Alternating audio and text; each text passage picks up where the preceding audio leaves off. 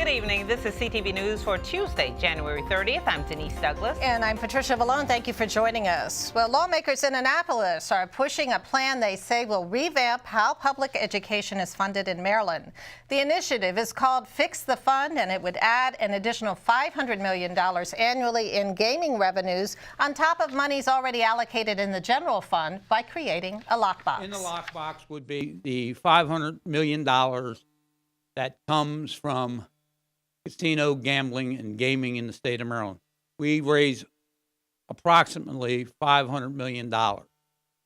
That is part of it, goes into the general fund today. What we're saying is the general fund will fund the $6.5 billion of K through 12 education. And on top of that, the money will from gaming will go to fund education as well.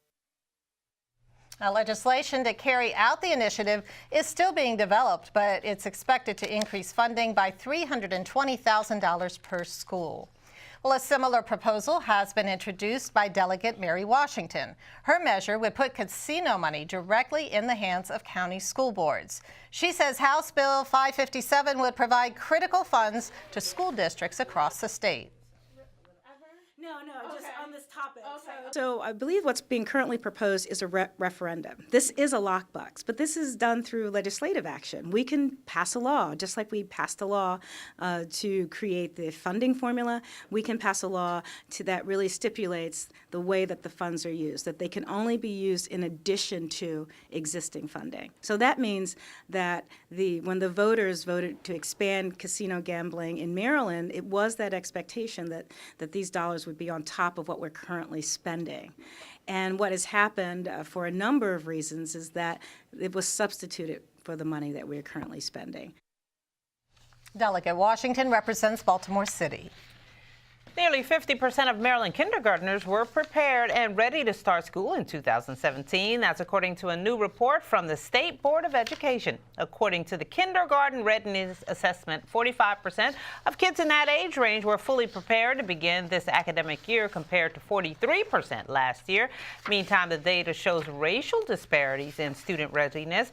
37% of African American students and 24% of Latino kids were ready to learn. For whites, the readiness rate was 57%. $15 an hour by 2023. That's the goal of legislation proposed in Annapolis. The bills introduced in the House and Senate would raise the state's minimum wage, which is currently set at $9.25. Supporters say it would give raises to more than 500,000 Marylanders. We led the charge in the country in raising the minimum wage from $7.25 to $10.10, and we will hit $10.10 this July. And remember, the nationwide minimum wage is only $7.25, which truly is a poverty wage. So we are now going to be trying to bump it up to $15 an hour over the next 5 years. So it'll be a step up each year to get us to $15. A coalition of groups will be holding rallies around the state, including here in Prince George's County, in hopes of generating support for the measure.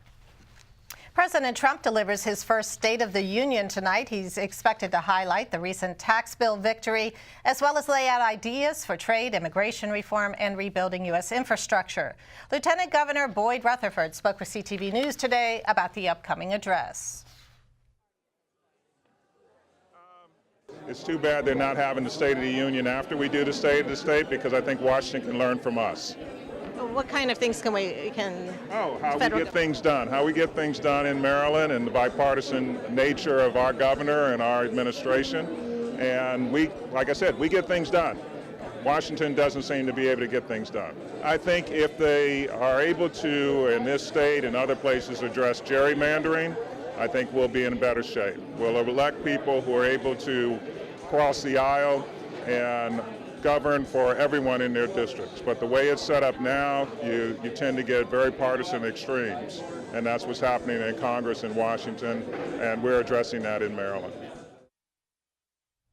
And Senator Ben Cardin will host the first ever Rhodes Scholar from the University of Maryland, Baltimore County as his guest during the State of the Union. Naomi Mburu is a chemical engineering major and a Howard County resident.